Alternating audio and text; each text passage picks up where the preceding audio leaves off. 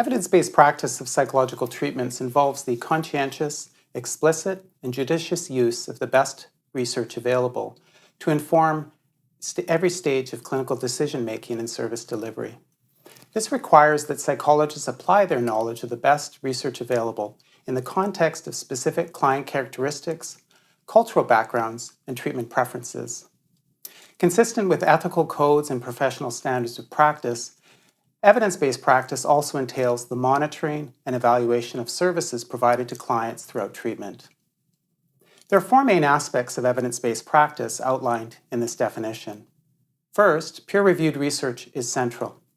Although all research methodologies have some potential to provide relevant evidence, psychologists should first consider findings that are replicated across studies and that have utilized methodologies that address threats to the validity of obtained results. Psychologists and other mental health professionals should consider the best evidence, the highest in the hierarchy of research evidence. Second, one should be evidence-based not only in his or her general fund of knowledge, but also in therapy process research, cultural differences, and other moderators of treatment change. Third, the process involves one of collaboration with a client. It's not a top-down process. Finally, being evidence-based entails ongoing monitoring of client progress throughout treatment to ensure that you're on track or that you adjust your approach with additional evidence. Why is evidence-based practice important? Well, there are compelling data on the efficacy and effectiveness of different psychological approaches to treatment. Yet few practitioners utilize the treatments that have the strongest scientific support. There's also evidence that treatment decisions are often made not on the basis of evidence, but the therapist's mood and clinical hunches. A number of studies have demonstrated that clinicians discount research evidence in favor of using clinical experience and intuition to inform treatment decisions. The problem with using our clinical judgment and hunches is that we're usually wrong. As humans, we're prone to a range of memory and other cognitive biases that include confirmation bias, illusory correlations, neglective base rates, availability heuristics, and a number of other biases. Science helps to reduce human error.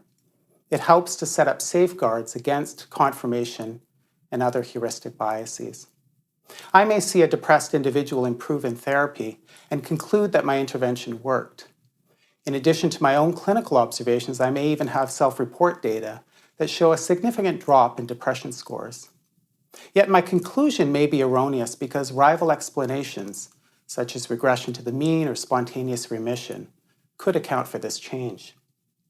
Decades of research have demonstrated that if we depart from clinical decision-making and rely on our own clinical intuition, we'll get it wrong more times than we get it right. For example, the literature suggests that clinicians' judgment of client outcome tend to be overly positive relative to clients' reports and rarely indicate that a client has worsened while under their care.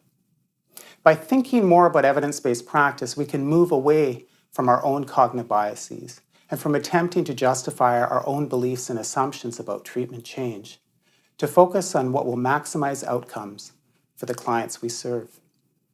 We have to remember that human judgment and memory are fallible. For the good of our profession and for the health and well-being of the clients we serve, we need to work together to study, practice, foster, develop, disseminate, and implement evidence-based practice. Doing so will make our own work more rewarding and our outcomes more successful.